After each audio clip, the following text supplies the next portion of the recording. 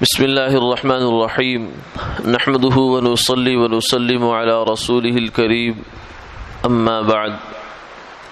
قال النبي صلى الله عليه وسلم من صام رمضان ثم أتبعه بست من شوال كان كصيام الدهر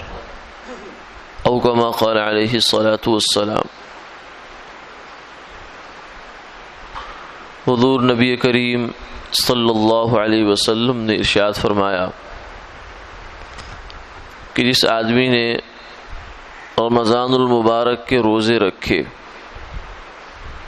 پھر اس کے بعد شوال کے 6 روزے رکھے تو ایسے ہے جیسے اس نے زمانے بھر کے روزے رکھے۔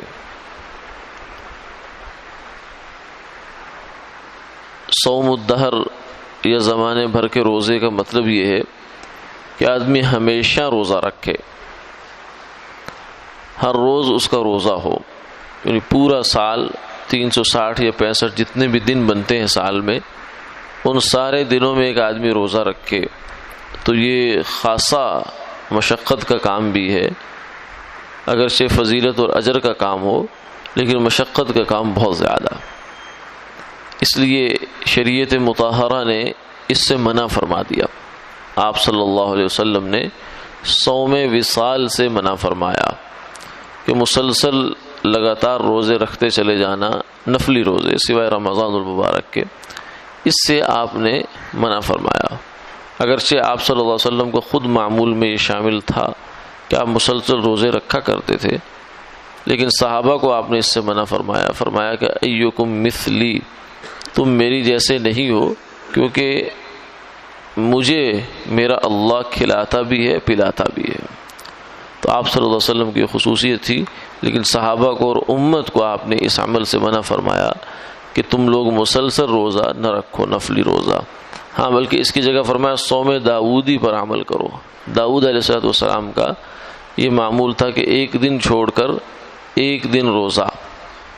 رکھا کرتے تھے، تو صوم وصال سے آپ نے منع فرمایا، لیکن صوم وصال کی فضیلت اللہ نے عطا فرما دی، یعنی مسلسل پورا سال روزے رکھنا نفلی، اس کا جتنا اجر ہے وہ اللہ تعالیٰ نے عطا فرما دیا ایک بہانے سے۔ وہ بہانہ کیا ہے کہ رمضان کے روزے رکھنے کے بعد، یعنی پہلے رمضان المبارک کے روزے انسان نے رکھے، اور پھر شوال جو رمضان سے اگلا مہینہ ہے جو ابھی شروع ہو چکا، عید والا دن اس کا پہلا دن ہوتا ہے شوال کا، اس میں اگر ایک آدمی 6 روزے رکھ لیتا ہے تو اسے ایسے ہی ثواب ملے گا جیسے اس نے پورا سال مسلسل لگاتار روزے رکھے ہیں۔ تو اس لیے ان روزوں کا اہتمام ہو جانا چاہیے۔ پھر اس کے لیے یہ ذہن میں رہے کہ یہ متصل رکھنا ضروری نہیں تھا، یعنی جس دن عید تھی اس سے اگلا دن روزہ ہونا ضروری نہیں ہے، بلکہ پورا مہینہ شوال کا 29 کا ہو یا 30 کا ہو، یہ پورا مہینہ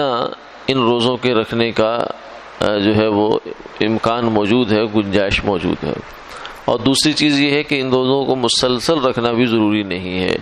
ایک دن چھوڑ کر وقفے سے، 2 دن کے وقفے سے جیسے سہولت ہو رکھی جا سکتی ہے۔ تو شوال کے پورے مہینے میں کسی بھی طرح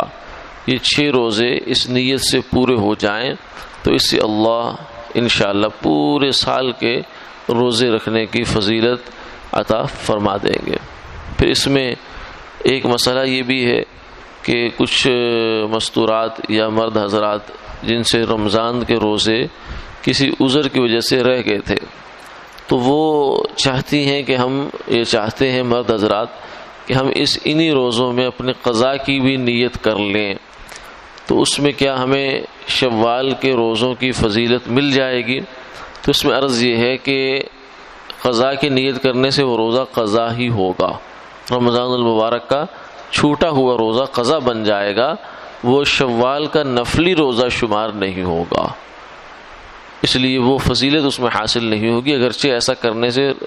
روزہ قضا ہو جائے گا، وہ ذمے سے ختم ہو جائے گا، لیکن جو فضیلت نفل کی 6 روزوں کی ہے وہ اس سے حاصل نہیں ہوگی۔ اللہ تعالی عمل کی توفیق عطا فرمائے، آمین آمین یا رب العالمین۔